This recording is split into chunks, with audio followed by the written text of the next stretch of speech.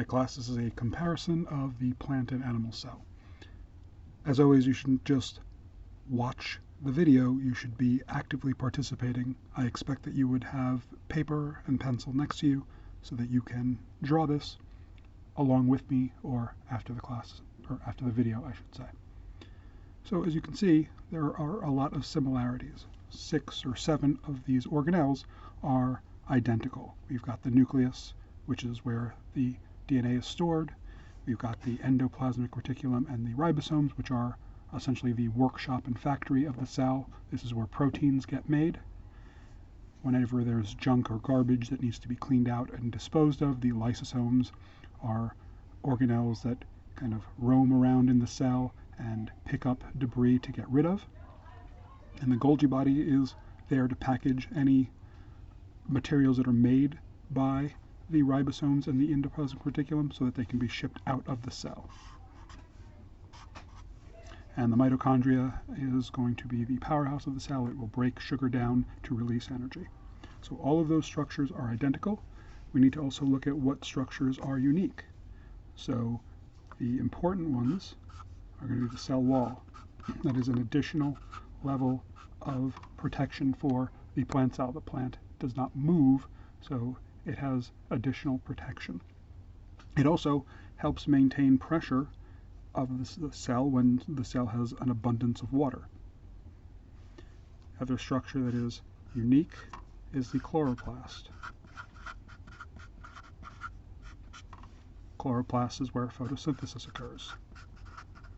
So there is a direct relationship between the chloroplast and the mitochondria, where the chloroplast produces sugar and the mitochondria breaks it down.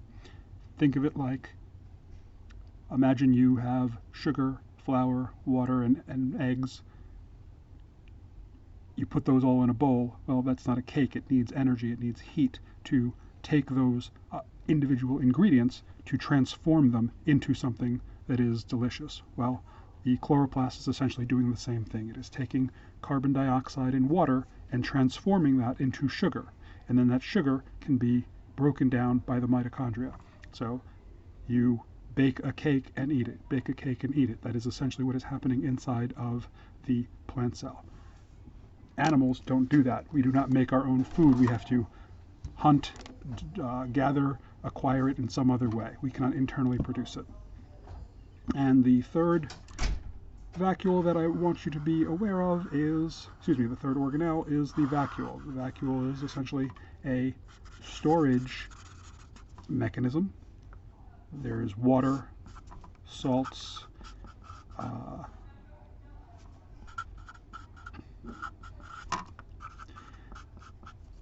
chemicals, nutrients, the chemicals that make up the colors of the flower petal, poisons, toxins that the plant will create to make it unappetizing to be consumed. All of that stuff winds up floating inside of this vacuole. Now the vacuole can expand or contract depending upon how much water is available. So if there's a real downpour, it can really grow. And then what winds up happening is the cell itself expands. But there's a limit to how far it will expand because the cell wall keeps it from expanding too much. So you can think of the cell wall as kind of like the belt that, when you have too much food on Thanksgiving, it's what keeps you from expanding too much. The cell wall helps maintain that pressure to make sure that the cell does not burst open. So these are the three fundamental things. We've got the protection from the cell wall. We've got food generation. The chloroplast. And we have water storage, the vacuole.